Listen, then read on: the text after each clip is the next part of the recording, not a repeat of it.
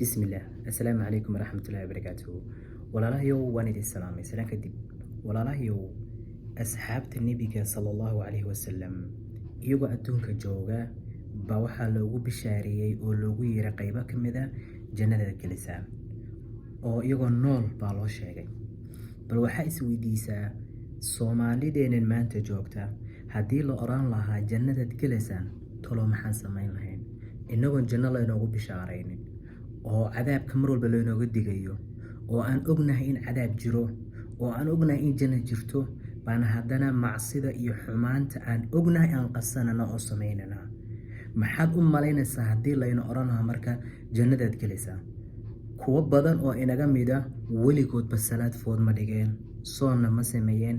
cibaadana maalinka jannada loogu bishaareeyo baa ugu dambeyn lahayd nabigana sallallahu alayhi wasallam wuxuu yiri isagoo salaatuleil tukanaya oo gumadihiisa ama cirbihiisa ay dildalaaceen bay Aisha waxay ku tiri rasuulka Ilaahayow maxaad sidan isugu dhibaysaa adigoo dambigaagii hore iyo dambigaagii dambe ba Ilaahay dhaafay wuxuu ku jawaabay ma wuxuu yiri okay haday saatay marka waa seexanaya miyuri haday saatay cibaadada joojinaya miyuri maya wuxuu yiri afala akuna abdan shakura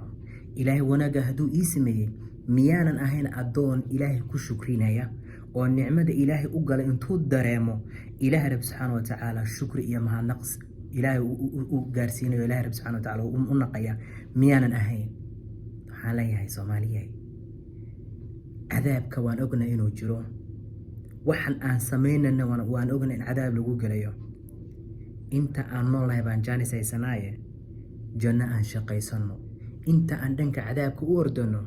aan dhanka raali ahaanshaha ilaahay iyo dhanka jannada u oradno taas adduunka aakhirada inaan faacasiyo wallahu li tawfiiq. Assalamu alaykum wa rahmatullahi wa barakatuh.